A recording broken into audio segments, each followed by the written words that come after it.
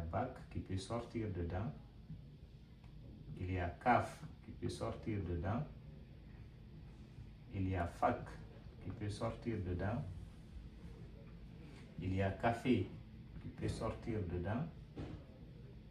Il y a face qui peut sortir dedans. Il y a même Bouba, pour ceux qui s'appellent Bouba. Prenez le B, considérez le 0 comme étant O. Donc vous pouvez sortir beaucoup de lettres. Faux D, pour ceux qui s'appellent faux D, F, 0, D, E. Eh bien, cette fois-ci, on va passer du système décimal au système hexadécimal. Vu qu'on a vu le système hexadécimal, le système décimal, où A1 à base 16 m'a donné 161, AB à base 16, 171, N0, 1 à base 16, 4113. Donc, je vais faire le retour du système décimal au système hexadécimal. Je prends 161, je le divise par 16. C'est une division successive qu'on effectue. Je prends deux chiffres. J'essaye une fois. Une fois 16, 16. Au lieu de 16, 0. J'abaisse 1. Et j'essaye 0 fois. 0 fois 16, ça fait 0. Au lieu de 1, ça me donne 1. J'encadre le reste. Si le quotient est inférieur à la base, je l'encadre aussi. Ou je continue. Et puis, je remonte. Donc, 161 est égal à 10, qui est quotient, mais je n'écris pas 10. Sinon, je vais confondre le 10 à 1, 0. Le 10 correspond à A. Donc, j'écris A. Après, j'écris 1 à base 16. Donc, ce qui me donne 161. 161, dans le système hexadécimal, c'est A1 à base 16.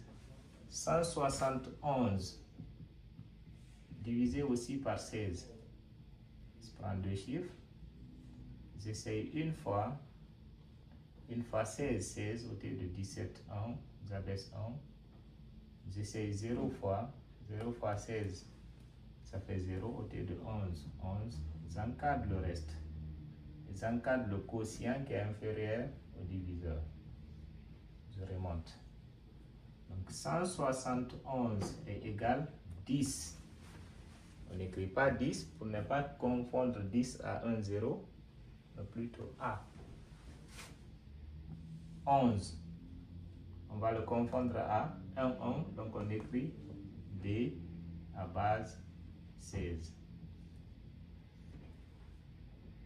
C'est la même chose ici.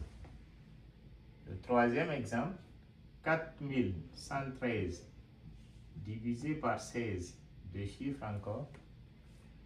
J'essaye deux fois. 2 fois 16, 32. Au lieu de 41, 9. J'abaisse 1. C'est un essai. C'est un essai. Dans 91, il y a combien de fois 16? J'essaye 5 fois. 5 fois 6, 30. Au lieu de 31, il me reste 1. Après, je retiens 3. 5 fois 1, 5 plus 3, ça fait 8. 8 au lieu de 9, ça fait 1.